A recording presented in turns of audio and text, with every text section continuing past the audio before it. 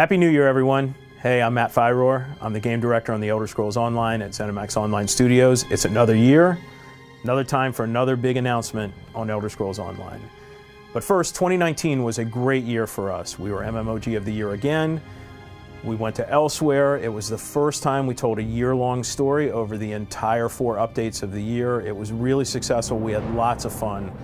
But late last year, you'll know, we dropped some hints about where we're going next. We're really excited about what's coming next. We're really excited about what we're going to show you today. So thank you, all of you in the ESO community worldwide. ESO would not exist in its current form without the life that you bring to the game. So thanks. We are concentrating even more on the year-long story in a place that's very familiar to every Elder Scrolls player. We'll be talking about the year-long theme, the chapter, and how it all ties together. We're really excited about this, so welcome everyone to the Dark Heart of Skyrim.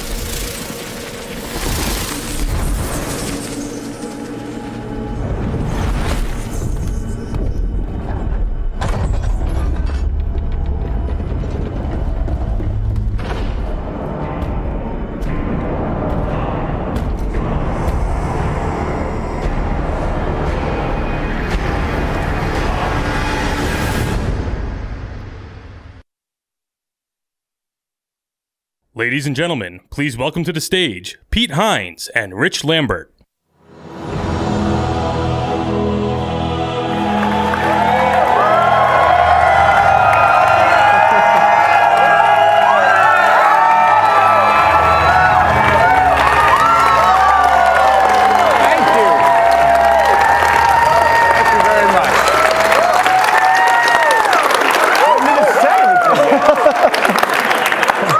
Love you, Uncle Pete! That's just the Las Vegas talking. That's what that is.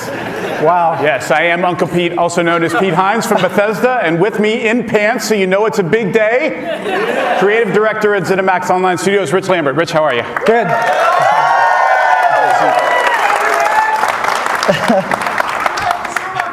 This is amazing. You know, the energy in this room is so hype. I get to be up here with you, We haven't done this since Morrowind. Since Morrowind, yep. And we haven't actually ever done this in front of a live studio audience before. And it's amazing to have so many people from the ESO community here together.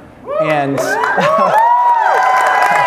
thank you guys for coming and joining us. And of course, thanks to everybody watching us online around the world. We're streaming on Twitch and Facebook, YouTube, Mixer, you name it. We're streaming on it. And for those of you watching us on stream, we've got some stretch goals today. As you may know, last year those stretch goals ended up with Rich getting a tattoo on his leg, despite his fear of needles. Yeah. What are our goals this year? If we hit 80,000 concurrent viewers, and that's across all of our different platforms combined, everybody is going to get a long-winged bat pet. Say that 5 times fast. And if we really knock it out of the park and reach 150,000 concurrent viewers, Rich and I are going to be doing the snow bear plunge.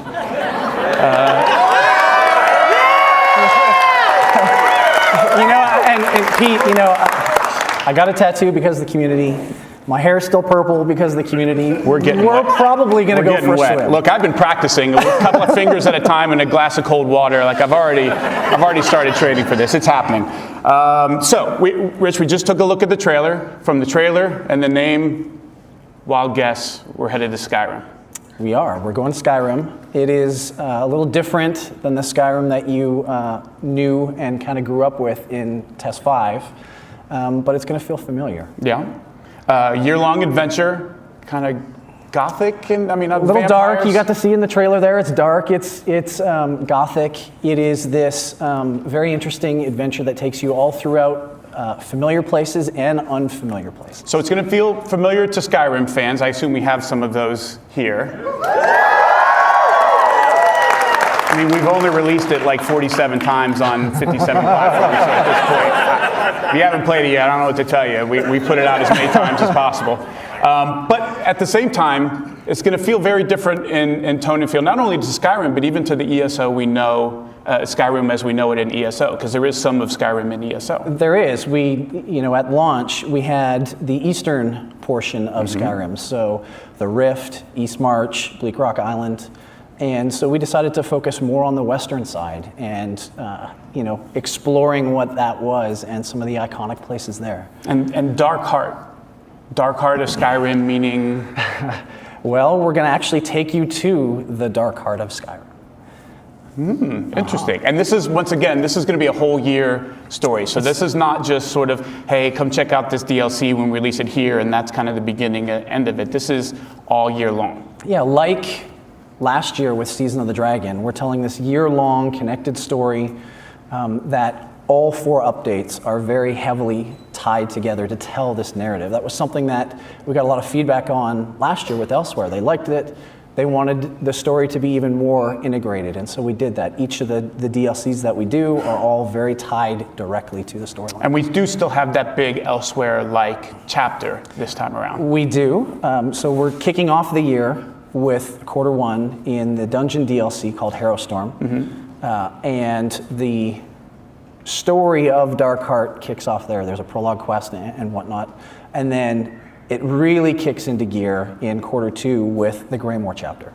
And Greymoor chapter is going to be going up for pre-purchase like right now. So all of you want to jump on it and pre-purchase. And we'll be talking a little later in the stream about some of the goodies you get if you want to go ahead and pre-purchase Greymoor, but that'll be available starting today. So we're getting a new experience in a familiar location. We're expanding the area of Skyrim a little bit.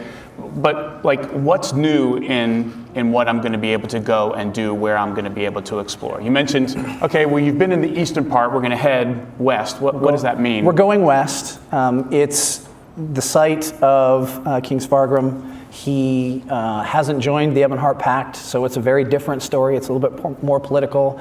It is also this very almost supernatural, dark storyline where there are weird storms ravaging the countryside. There's werewolves and vampires and witches, and it's kind of up to you to figure out what's going on and how they all, or if they all, interconnect. How are the locations going to feel different biome-wise? Like we get one singular thing, you're breaking it up into a couple.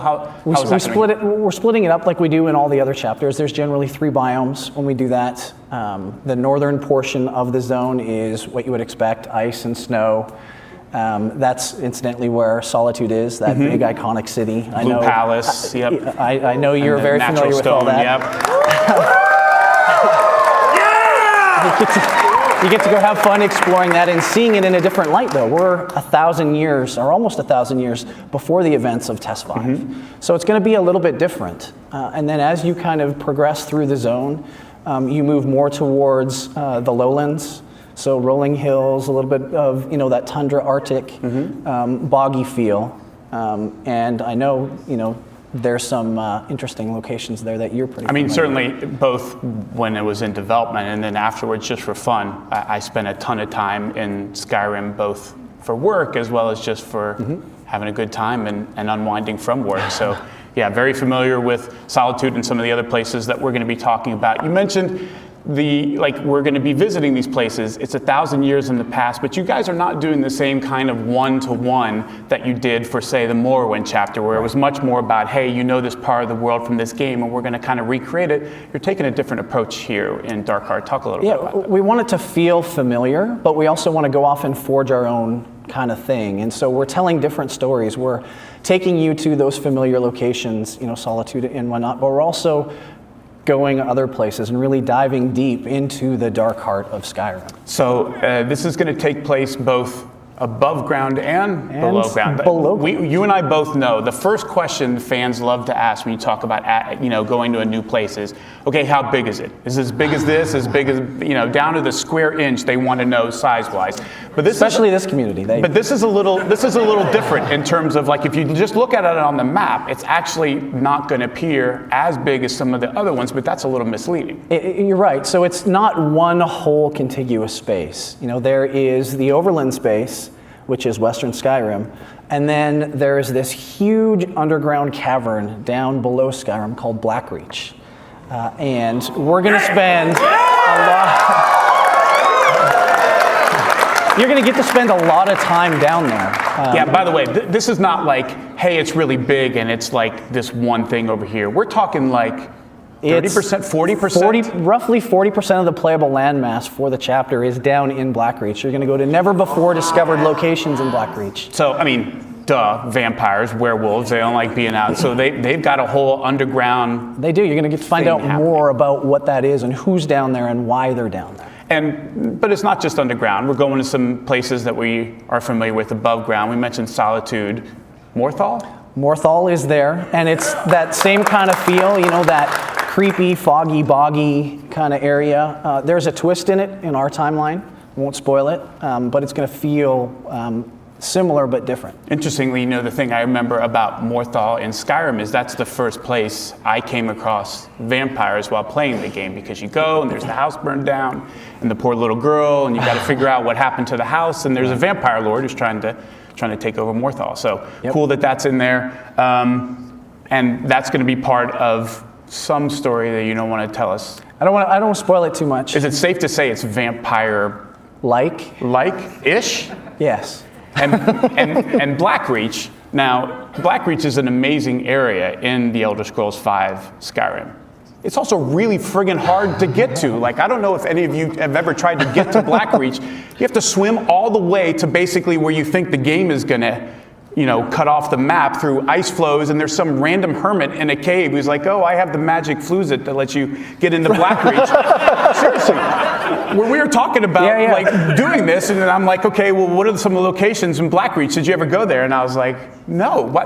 Where the hell do I get to Blackreach? And I'm wandering around oh, I have to have some stupid artifact to get into here. And so once I got it, and I got to go in there, oh my God, it's amazing. It's this huge cavernous location. Yeah, but that's also the beauty of what that team does, right? Where you can play the game for hundreds of hours and still not discover everything. This massive underground. It's really amazing. And so we tried to do a lot of the same things in ESO. And so how do you take something like Blackreach that exists in Skyrim in some form, but what you're doing with it obviously is a much bigger scale. It's not just going to be to the size. Like you're going even bigger. We're going bigger. You know, the places that you know from Test 5 are there, but we're going deeper and exploring. There's actually multiple different types of biomes in Blackreach. Within Blackreach itself? Within Blackreach. Nice. So while you're wandering around, you're going to learn more about the creatures there and see some very interesting things. There's Dwemer Ruins down there.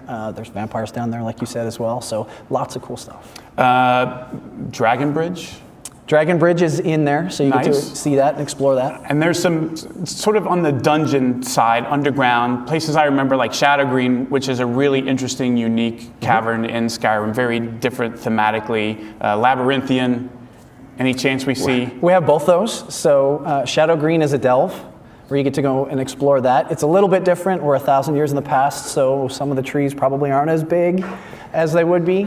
And then Labyrinthian is a very large public dungeon. So you get to go around and explore that and just see what all that is in there. But again, all of this is kind of you guys taking some locations that we know, but making it your own in terms of how big they are, what's going on there. You're not really tied, given the difference in time, to We to get what's to do going our on in own those thing and places. tell our own stories, which is fun.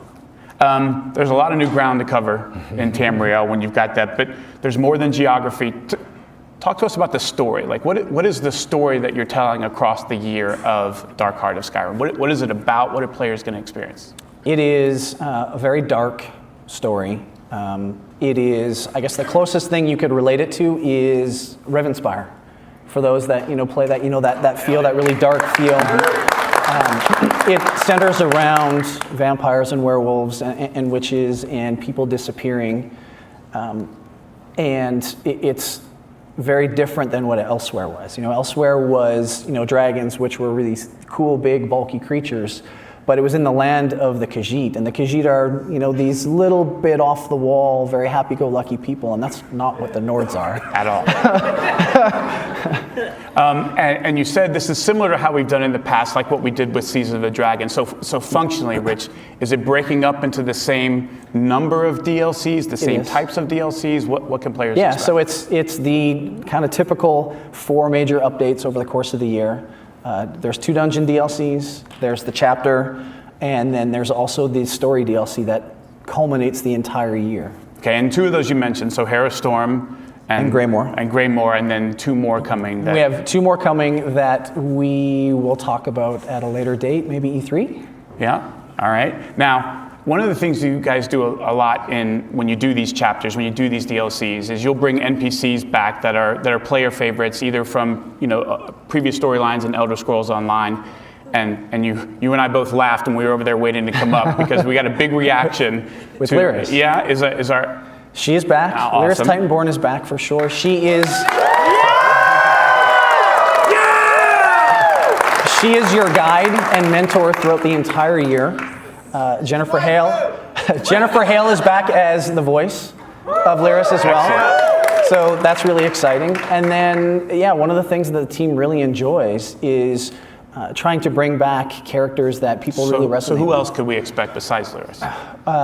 Everybody's favorite, hated Dark Elf and Narcissus Dren is back.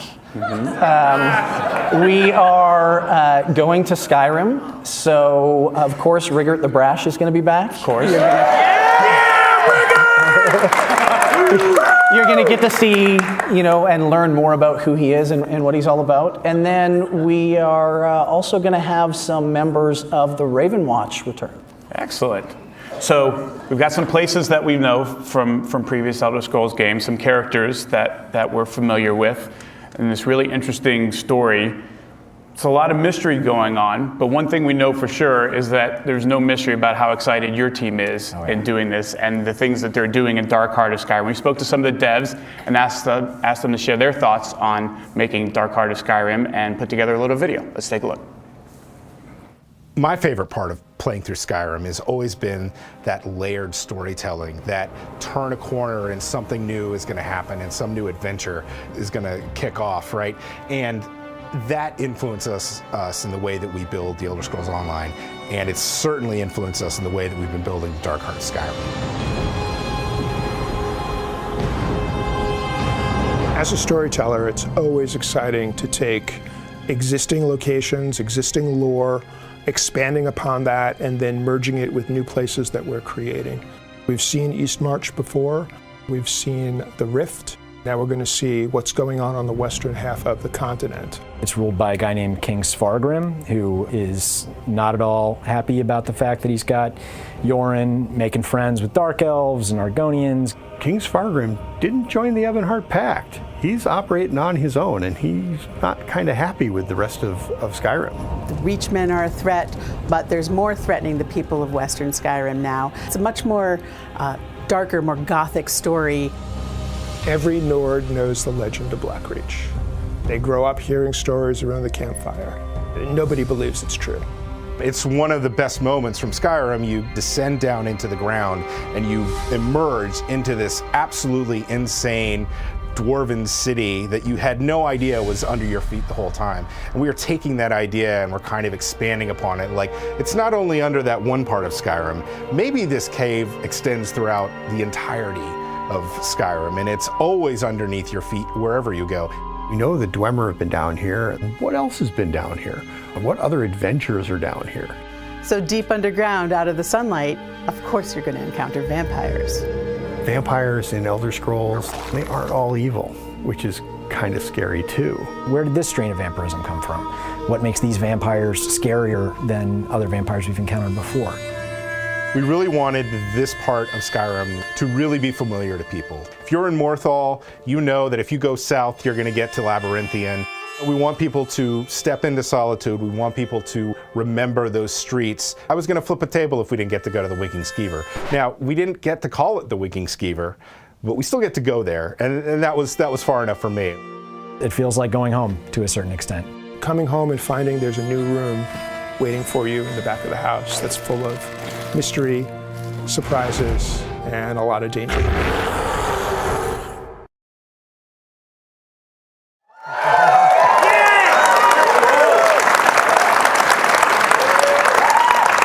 You know it's a hardcore Elder Scrolls group when they get jazzed over a Winking Skeever reference. That's like the biggest response during that video is for the Winking Skeever. Okay, so we've talked about we're going to do this story over the course of the entire year over these DLCs. And I want to actually skip ahead and not skip over Harrowstorm. Let's talk about Greymoor. And first of all, what is Greymoor? So Greymoor is the name of the keep that's deep in the center of Blackreach. This is one of the seats of power for the Vampire Lord that resides there. And the story, touches a little bit on him, but the chapter overall is follows the same kind of pattern that they all do, in that there is roughly 30 hours of new content.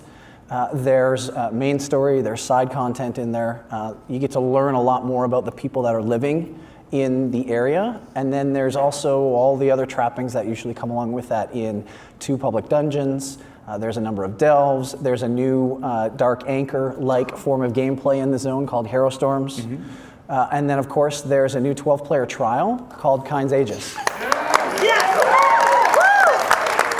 They love some 12-player trials. They do. They're making Mike very happy. And as we mentioned, Greymoor is available for pre-purchase. Now, there's 2 other things that are coming in this that are like interesting additions above and beyond everything that you just rattled off. And the first one is called Antiquities. It's a whole new system, and we put together a video talking a little bit about what it is. So let's take a look at that first.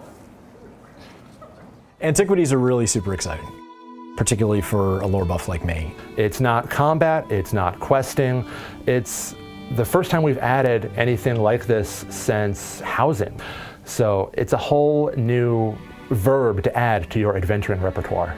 So Antiquities is divided into 2 different kind of exciting activities. The first is scrying. Player will get an item called the Antiquarian's Eye, which is this really cool alien scrying device. You'll have to use the Antiquarian's Eye to discover where this antiquity might be hidden. And when you find where that antiquity is hidden, then you'll have to excavate it. Once you've obtained the antiquity, then you've acquired this treasure from a bygone era. You'll get to find things from eras that none of the Elder Scrolls games have touched yet. That should give players really cool insight into the history of Tamriel, which is something that we're all really super passionate about. So I think this will fill a void for characters and players who want to explore more of Tamriel's history, Like, we're already in the second era, which is before any other Elder Scrolls game. But with Antiquities, we can reach even further back into the past and start getting scholarly insights and fragments of history from times even before that. Another cool thing about the Antiquity system is that if you're looking for an opportunity to do something that doesn't involve you, like storming a cave and kicking an ogre in the face, this is a cool way to do that. You can go and travel the world and find cool stuff. They're going to be in base game zones, they're going to be in chapter zones, DLC zones, and zones that we release going forward. They're going to be everywhere. It's mostly about you and the open road and the Antiquities you can find.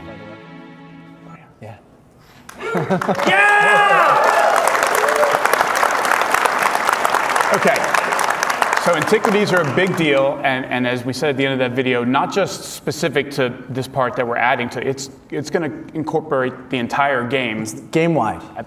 Past, present, and future. And future. But how does it work? How does Antiquities work? So I guess the best way to summarize kind of the feel of the system would be Indiana Jones in Tamriel. So you are this person that is scouring the countryside, looking for interesting bits of lore, interesting relics. As the guy said on the video, this is not your typical questing and killing. It's a completely different form of gameplay where there's these 2 new mini games, 2 new skill lines that are associated with those mini games that help you get better at Antiquities. The first mini game, Scrying, is heavily influenced by a color or a shape match game. And that's what you do to zero in on the location of these objects. And then you have to physically go to that location in the world and do the excavation minigame, the digging minigame. And that is heavily influenced by like a minesweeper or battleship. And once you dig up the item, you get this cool thing. And the really fun part about this system is we try to appeal to all types of players. There's kind of something in there for everybody. Mm-hmm. When you dig up the object, obviously you want a trophy for your house. So there's tons of new furnishings. You can put them in your house. There are all kinds of new cool cosmetics for your character. There's all types of stuff in there. There's emotes. There's a brand new mount. And the really astute person watching that video might have seen it in that video there. I think we might show it a little bit later. And then there's a brand new type of gear that you can get called Mythic items. There's even PvP stuff. There's actually a siege weapon that you can get. Nice. I mean, first of all, I think you had a solid Indiana Jones like that. It's sold. pretty cool. Done. Mythic items. What are they? How do they work? These are new, unique items. They only come at CP 160, gold level gear, so they're high quality items. They're different in that you can only wear one of them at a time, mm-hmm. and they have unique properties to them. So a couple of examples, there is a piece of jewelry that you can get that when you equip it, it increases your movement speed in combat. When you're outside of combat, it actually doubles that movement speed. So it's this new, interesting way to kind of play the game and equip your character. There's also a heavy chest that you can put on that when you block, it actually restores magicka. So, but you can only have one of these. You can only equip one of them at a time. And again, the whole idea is for Antiquities is regardless of your play style, it's not a like go kill a bunch of stuff, or it's not a quest thing. This is at your own pace when you want, and there's going to be stuff for every type of player. Every type of player, and the beauty is really, this is a system that you can do at your own pace. And so those players that might not necessarily have access to guilds or a ton of friends that can go into the trials and do the high-end stuff, they get some really cool new gear and new gizmos they can do that they can entirely play on their with. own. Yeah. So we said 2 things, one of which is Antiquities. The other is you're revamping the vampire skill line. Dark Heart of Skyrim. Revamping vampires. So what can you tell us? Yeah, I mean, this year is heavily influenced by vampires, and so we thought it would be a really good opportunity to go back and look at the skill line and look at the experience. And the team looked at everything from the abilities to the passives. There's a brand new ultimate ability that I won't spoil with it, and it's this whole new package. So it's this fully realized skill line and experience. So you can, like necromancy, if you do overt vampire actions in the world, the justice system will report you. Guards, you'll get bounties. And then the team even looked at just the feeding mechanism in and of itself. And we kind of took a page from the Dark Brotherhood and Blade of Woe, where now feeding has these really cool new paired animations where you feel like you're actually feeding. And I actually saw a prototype animation just before this where you kind of sneak up behind somebody and you jump on their back and gnaw on their neck, and there's viscera and gore and kind of all this. Like, it is a vampire experience, which is really cool. So,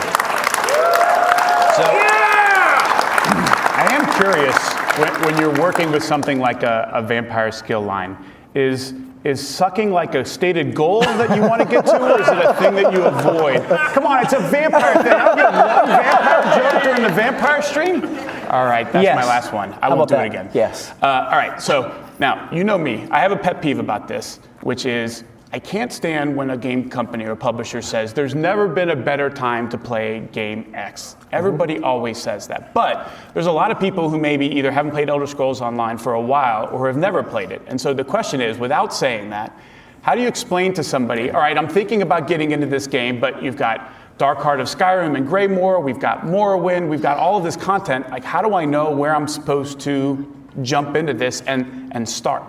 So that's the beauty of Elder Scrolls Online, is it's really up to you. We don't have arbitrary level gates that prevent you from playing with your friends or going and exploring. You can, from level 1, go to the brand new content and play it and experience it and have a good time. You can play ESO any way you want. If you want to be a mage in heavy armor and a shield, you can do that. If you want to throw fireballs, you can do that as well. It's up to you. And we don't dictate to you how to play. If you want to play Elder Scrolls Online as a single player, you can do that. And then when you're ready, you can play with your friends. So Dark Heart of Skyrim is something that, like these folks, you play a ton of the game, maxed out, there's still lots of content for you. There's tons of things. But if you're new and want to jump in and have this be the first thing, it's not like, well, you got to go do this other stuff. You can start off in Greymoor, day jump one, in new from character. level 1 and just start playing. Cool. Now, I know that these folks, in particular, and some of our more hardcore players, were not super happy with us about something with Elsewhere, which is we decided not to do a collector's edition for Elsewhere. And they were like, dude, what the hell? Where's our collector's edition? We love the collector's edition. So we heard you, and we're doing one this time around. God bless.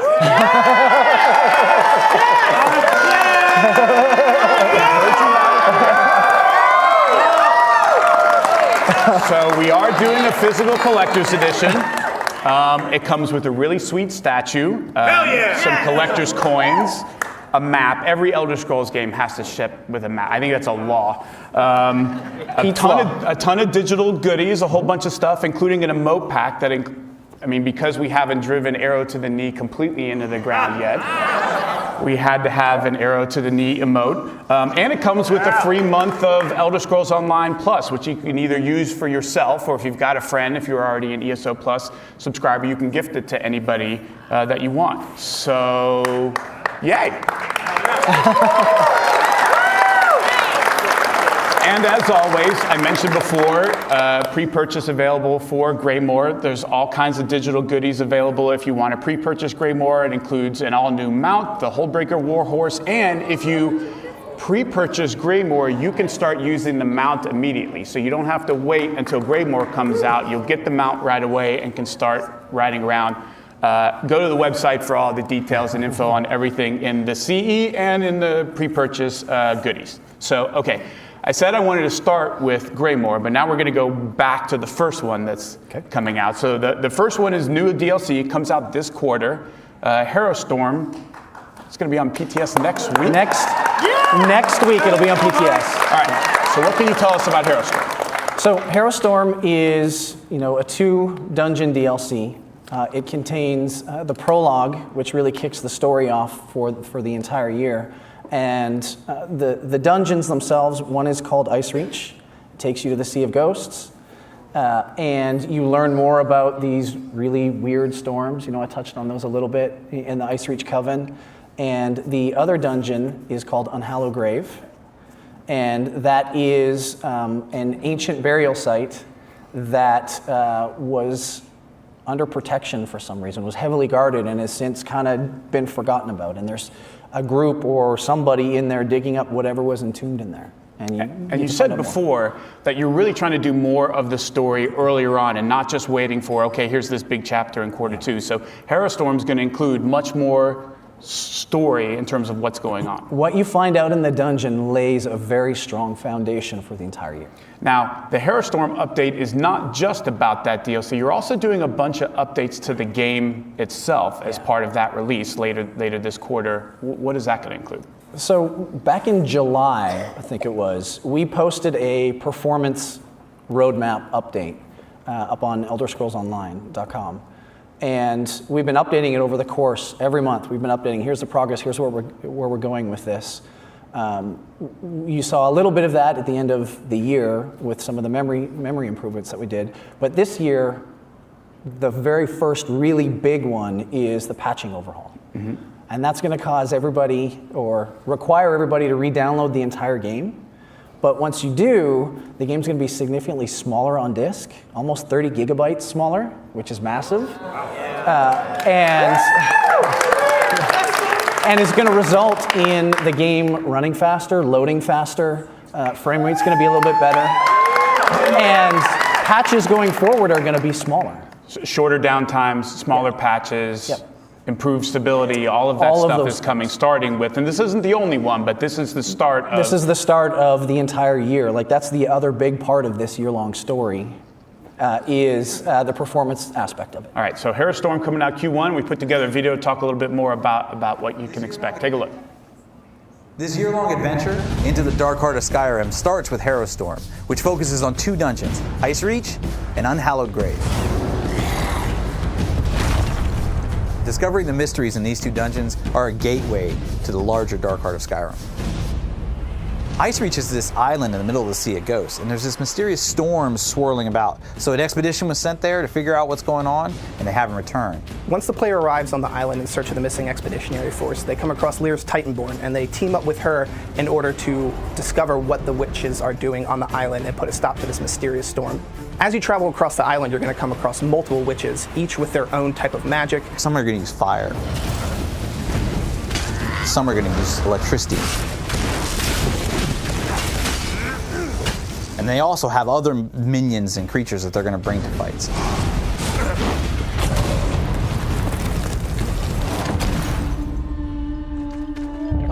Unhallowed Grave is this mass burial of bones that has been underground and sealed away for thousands of years by the Pyre Watch. And it's been so long that what exactly is down here is actually unknown to them.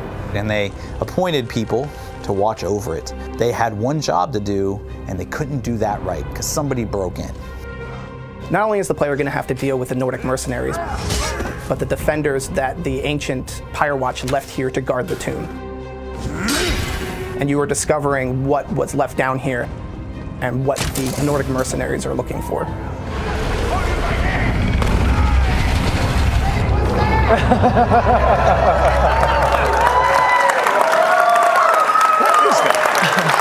That's a boss. You want to know what is that, Rich? Are you going to tell us what that is? You'll find out next week. Nice. So we've got Harrowstorm coming mid-March, but it's going to be on PTS next week. We've got Greymoor coming out in Q2. Anything else you want to tell us about what's coming in 2020, maybe second half of the year? Yeah, I mean, we've only touched on quarter 1 and quarter 2. We're going to talk more about quarter 3 and quarter 4 at E3, but one is going to be a dungeon DLC, and the other one is going to be that story DLC. Okay, but we got all these people here. Like what if we just promise, just in this room, what if you just tell us? Just in this room. Just us. We won't tell anybody else. Just like a little tease, like something. We're under NDA. All right. I like that. That's good. So as long as it just stays in this room. Just in this room. Just in this room What between happens us. in Vegas stays in Vegas. You know. I like that. Okay. I like that. Okay, how about this? If you are at all interested or familiar with lore about the Reach, you might be really excited about the coming fourth quarter. Okay, so maybe so you're telling me there's a chance we're going. There's a chance. Okay, we'll find out more at E3. Yeah. Okay, but for now we got Harrowstorm. We're looking forward to Greymoor. Any last words? Any last thoughts you want to share with folks? Yeah, I mean, I think this year is poised to be remarkable for ESO. You know, we've got all this really cool new content, these new systems coming in. The community is continuing to grow and expand. We have actually seen, you know, our Russia community grow significantly over the past year or two. So we're actually going to localize ESO in Russian. So text only. There's a lot of friggin' text in That is no small undertaking. But yeah, there's going to be a fully supported official localized Russian SKU. That's awesome. And I mean, entirely due to the community in Russia. I mean, those folks that support the game have been so awesome. And one other thing I wanted to ask you, Stadia. We were part of the Stadia stuff, and we got a few questions like, hey, what's up with that? We get that a lot, yeah, and we haven't forgotten about it. We're still hard at work on that, and we'll probably talk a little bit more about that at E3. Awesome. Okay. I think that's about it. Rich, thank you so much for all the details. This was a blast. Info. Thank you, everybody, for coming out. Thank you guys so much for joining us in person, and for everybody who joined us on the stream. We are going to go right to the post show, but before we do, let's take one more look at the trailer for Dark Heart of Skyrim. Hell yeah!